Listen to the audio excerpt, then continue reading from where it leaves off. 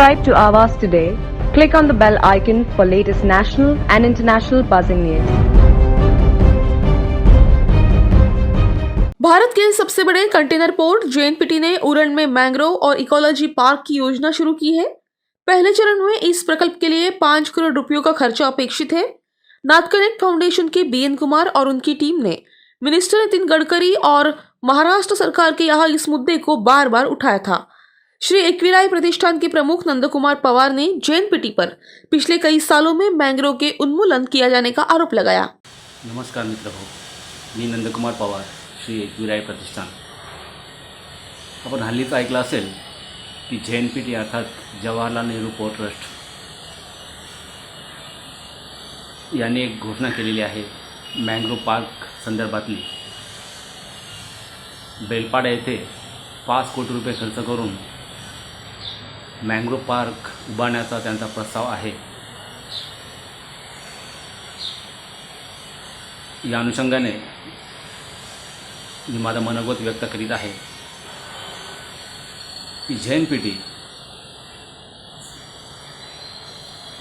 स्वतःचा दावा करते की they are most environment concern corporate. मी त्यांना विचारू इच्छितो की आपला कन्सर्न कुठे गेला होता जेव्हा 2017 पासून 2019 पर्यंत किंबहुना आजच्या घडीला देखील आपण 350 हेक्टरवर वसलेलं पाणथळ दास्तान फाटा जासई इथे भराव करून कुठल्याही पूर्व परवानगीशिवाय हे संपूर्ण परिसर उच्च प्रतीचं जैवविविधता असलेलं हे पाणथळ मच्छीमारांचं ठिकाण कायमस्वरूपी बरबाद करून टाकलं। त्याचबरोबर 450 हेक्टरचा बेलपाडा इथला मँग्रोवचा परिसर पाणथळ परिसर हा संपूर्ण लँडफिल करून तुम्ही कायमस्वरूपी बरबाद केला। आता सावरखार येथील पाणथळ जागावर देखील भराव करण्याचा तुमचा मानस आहे आणि तसा वारंवार प्रयत्न तुमच्याकडून केला जातो आहे। वेगवेगळ्या ठिकाणी तक्रारी करून हे कुठेतरी थांबल्याचं दिसून येत आहे। त्याचबरोबर hovercraft jetty terminal 4 near administrative office JNPT इथे तुम्ही 4,500 मँग्रोवच्या पूर्ण वाढलेल्या झाडांची अत्यंत निर्दयीपणे कत्तल केलेली आहे, विनाकारण कत्तल केलेली आहे कुठल्याही कारणाशिवाय। तेव्हा तुमचा एन्व्हायरमेंट कन्सर्न कुठे गेला होता? आणि त्यामध्ये तुम्ही आता 3 सी वॉलचा प्रस्ताव MCZMकडे दिलेला आहे। त्यामध्ये घारापुरी इथे 3.25 किलोमीटर लांब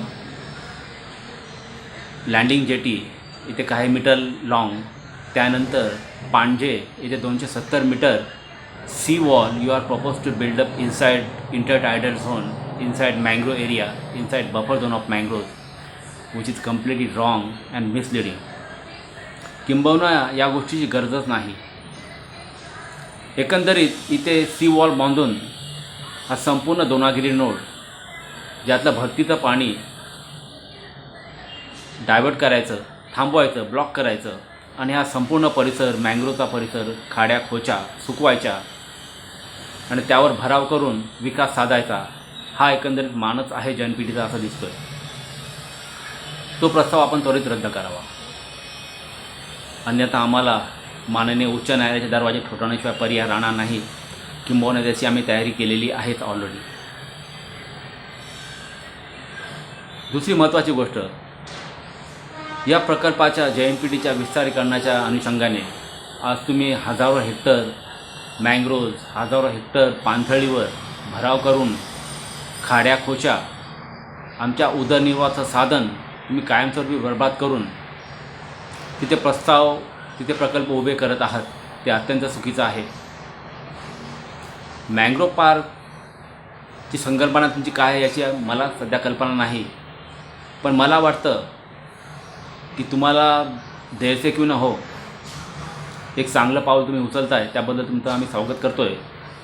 किंबहुना ही संकल्पना सत्यात किती उतरेल याची देखील शंका आम्हाला आहेच, कारण जेएनपीटीचा इतिहास आम्ही उरणमध्ये पाहतो आहे। As per at compliance of laws and orders are concern you least bother about any laws in state. बऱ्याच ठिकाणी तुम्ही जे भराव केलेले आहेत ते भराव कुठेतरी रोखले पाहिजेत.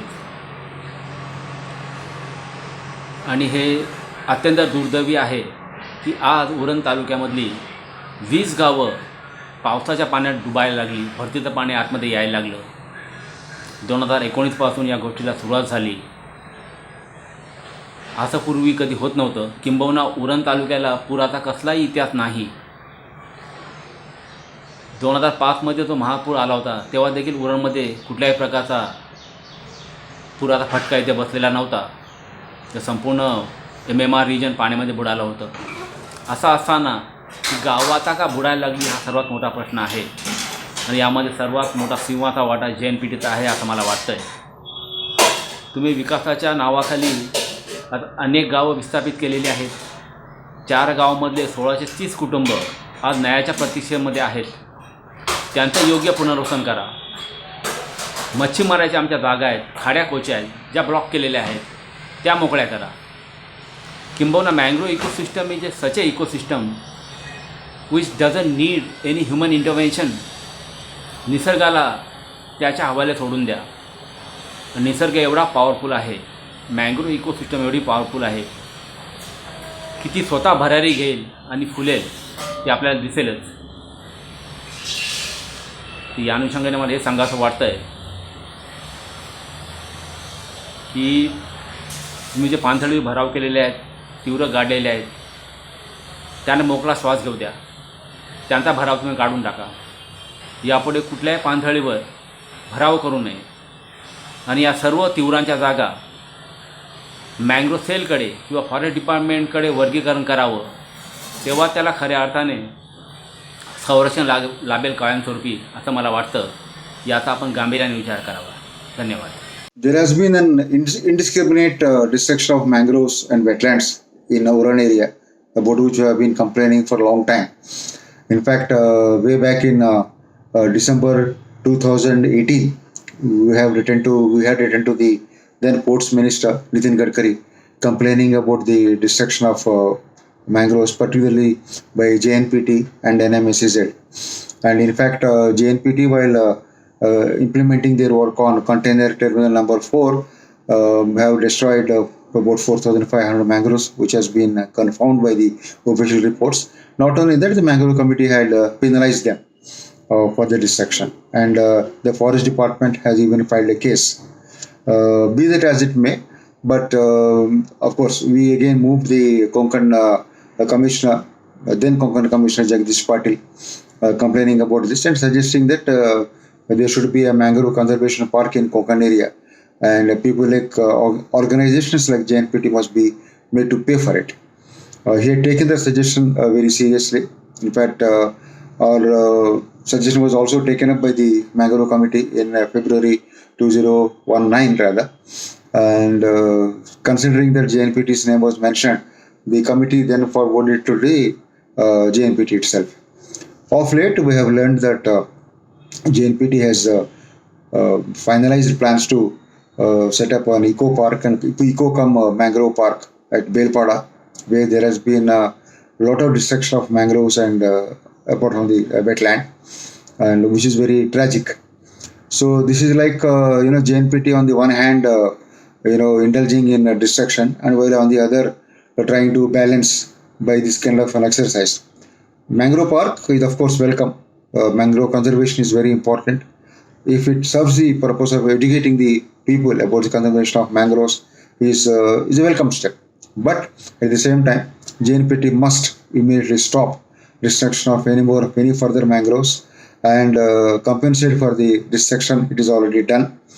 Moreover, whatever mangroves are remaining within the limits of the JNPT should be immediately handed over to the forest department, as has been instructed by the state government as well as the mangrove committee. So by setting up the park, JNPT cannot wish away from its acts of omission and commission, which have been officially confirmed in the various inspection reports. So the park is welcome, but at the same time, the JNPT must stop further destruction of any more mangroves and wetlands in Uran. In fact, the construction on JNPT SEZ also has seen a lot of destruction of the nature, biodiversity. You viewers must be aware that we also complained. We fought a very bitter battle, in fact, against JNPT for doing burial of the Dastan Fata wetland. A vast stretch of about more than 500 acres has been buried, and they set up, erected a Svishu Smarak. Nobody opposes Chhatrapati Shivaji Maharaj Memorial, but should it have been done on a wetland by covering the entire stretch? That too on the pretext of trying to develop plots for project affected people under the 12.5% scheme. But nothing seems to be happening there further other than the burial of the wetland that we have seen, which is very tragic. So I think not only JNPT but all authorities, all project proponents must take up, must consider these issues very seriously, and must protect the biodiversity and the nature. Any project that affects nature, that affects lives and livelihoods of the people, is not a welcome development. We are not opposed to development. We are not opposed to any kind of vikas that happens for the socio-economic development of the local people, local population, local area. But if it leads to the loss of lives, the loss of properties, particularly if it is causing floods to the unseasonal floods in the area, that is not a welcome development at all. आवाज today के रंजिता भोर की report Uran. Subscribe to Avas today. Click on the bell icon for latest national and international buzzing news.